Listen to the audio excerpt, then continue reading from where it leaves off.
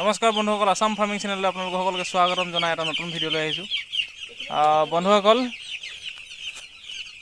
আজি হ'ল মোৰ এই পোৱালিখিনি 6 নম্বৰ দিন হয় আৰু আজি ঠাণ্ডা দিন দেখিছে আপোনালোকে। ডিচেম্বৰৰ আজি হৈছে 11 তাৰিখ, 11 ডিচেম্বৰ আৰু মোৰ এইখিনি ডে 6 আৰু ডে 6 হোৱাৰ লগে লগে আমি যিটো বৰ্ডিং চেম্বাৰ বনাই থৈছিলোঁ সেই চেম্বাৰৰ পৰা আজি ৰাতি এতিয়া আমি বহল কৰি দিছোঁ। চাওক কিয় বহল কৰি দিছোঁ, আপুনি এইখিনি দেখিছে নাই?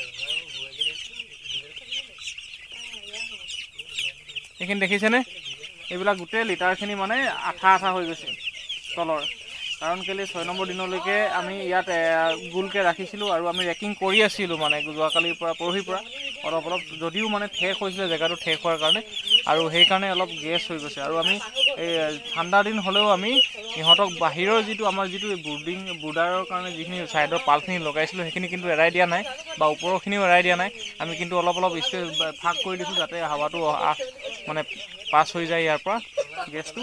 সেইকাৰণে তাৰপিছতে আপোনাৰ আমি কি কৰিছোঁ, এতিয়া বহল কৰি দিছোঁ। চাওক চাৰিচুকীয়া কৰি দিলোঁ, আজি বহল কৰি দিছোঁ। 6 নম্বৰ দিনৰ দিনা আমি বহল কৰি দিছোঁ।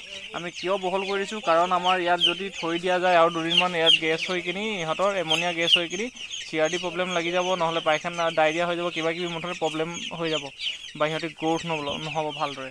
তো সেই গতিকে আৰু আমি আজিৰ পৰা ডে 6ৰ পৰা আমি এটা লিভাৰ টনিক ইউজ কৰিম। 3 দিনৰ কাৰণে অকল লিভাৰ টনিক ইউজ কৰিম আৰু 3 দিনৰ পিছৰ পৰা আকৌ যেতিয়া আমাৰ দানা চেঞ্জ হয়, দানাৰ যিটো এতিয়া 1 নম্বৰ দানা মানে প্ৰি ষ্টাৰ্টাৰ খুৱাই আছোঁ, তাৰ যেতিয়াৰ পৰা আমি ষ্টাৰ্ট কৰিম ষ্টাৰ্টাৰ দানা, তাৰপিছৰ পৰা আমি লিভাৰ আকৌ 3-4 দিন আমি ইউজ কৰি দিম। তো তেনেকৈ আমি দানা যেতিয়া চেঞ্জ হয় তেতিয়া লিভাৰটো ইউজ কৰিম। এনেই যেতিয়া তেতিয়া আমি লিভাৰটো খুৱাই নাথাকোঁ, লিভাৰ টনিকটো। তো এতিয়া চাওক আপোনালোকে, আমি ইয়াত লগাই থৈছোঁ লাইট, চব ৰঙা লাইট লগাবলগীয়া হৈছে। হেল'জেন লাইট এতিয়াও লগাই আছোঁ আমি, হেল'জেন লাইট শেষ কৰাই নাই। আৰু এইফালে বহল কৰি আছোঁ, এইফালে দেখিছে আমি কেনেকৈ বহল কৰি আছোঁ। এইফালে এনেকুৱা আছিলে গোল গোল, দেখিছেনে? এতিয়া এইখিনি বহল কৰি আছোঁ, এইফালে লাগি আছে কাম।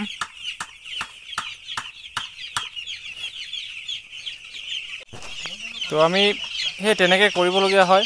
এইখিনিয়ে কষ্ট হয় যেতিয়া পোৱালি হৈ থাকে, পোৱালি হৈ থকা দিনকেইটাত। আৰু মেনুৱেল ড্ৰিংকাৰত আমি এটা এটাকৈ ধুই মেলি আমি পানীখিনি দিবলগীয়া হয়, সেইটো কৰি আছোঁ। সেইখিনি অলপ অলপ কষ্ট হয়। আৰু আকৌ আমি যেতিয়া 12 দিন আহিব, 12 দিনৰ পৰা আমি মানে 13 দিন বা 12 দিনত আমি অটো ড্ৰিংকাৰত ইহঁতক দিম। অটো ড্ৰিংকাৰত দিয়াৰ লগে লগে আমি ইহঁতক বহল কৰি দিব লাগিব গোটেই ঘৰটো মানে এফাল দিম, ঘৰটোৰ এফাল এটা পাৰ্ট ইফালে 20-25 দিনৰ পিছত দিম।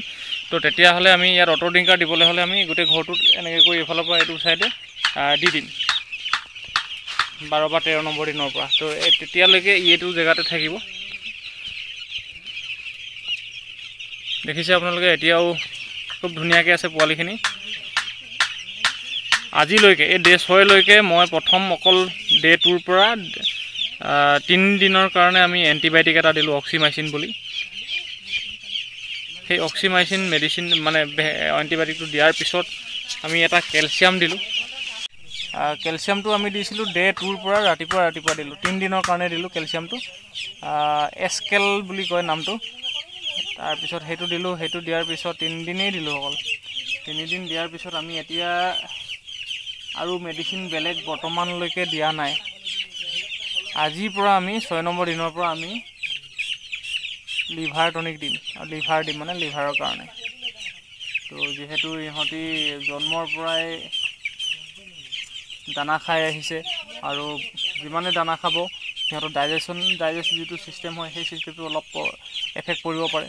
তো সেই গতিকে আমি লিভাৰ টনিকটো দিব লাগে। লিভাৰ টনিকটো দিলে কিন্তু ডাইজেষ্টিভ ছিষ্টেমটো ভাল হৈ থাকে, আৰু ভাল হোৱাৰ কাৰণে ইহঁতৰ গ্ৰ'থটো আৰু যিখিনি খায় সেইখিনি মানে সিহঁতৰ হজম হৈ যায় আৰু বডিত পাই যাব, আৰু ৱেইটত মানে গ্ৰ'থত আপোনাৰ সহায় কৰিব, বা বেমাৰৰ পৰা আপোনাৰ ইহঁতক ষ্ট্ৰং কৰি ৰাখিব যাতে বেমাৰটো পতককৈ নালাগে। তো সেইখিনি কৰি আছোঁ।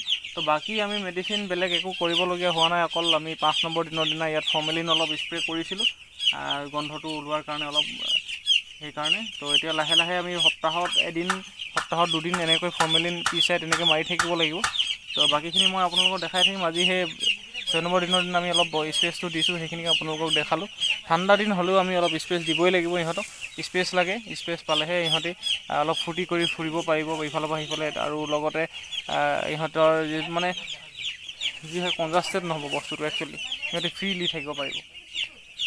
গেছ ফ্ৰী মানে এমনিয়া গেছটো কম সৃষ্টি হ'ব এমনিয়া গেছৰ কাৰণে সিহঁতৰ মেইন প্ৰব্লেমটো হয় আৰু কিন্তু এটা কথা আমি টেম্পাৰেচাৰটো মেইনটেইনটো একদম কণ্টিনিউ ৰাখিব লাগিব যিহেতু ঠাণ্ডা দিন ৰাতি বহুত ঠাণ্ডা পৰে 12 ডিগ্ৰীমান হৈ যায় তো চাওঁ কি হয় এইবাৰ আপোনালোকক মই জনাম লাষ্টলৈকে জনাই থাকিম কেনেকুৱা ধৰণে কি কৰি আছোঁ কিন্তু আপোনালোকে মোৰ এই আসাম ফাৰ্মিং চেনেলটো ছাবস্ক্ৰাইব কৰি ল'ব অনুগ্ৰহ কৰি আপোনালোকে চাই মোৰ ভিডিঅ'বিলাক কিন্তু ছাবস্ক্ৰাইব কৰিবলৈ থাকি যায় বা পাহৰি যায় তো অনুগ্ৰহ কৰি ছাবস্ক্ৰাইব কৰি ল'ব ধন্যবাদ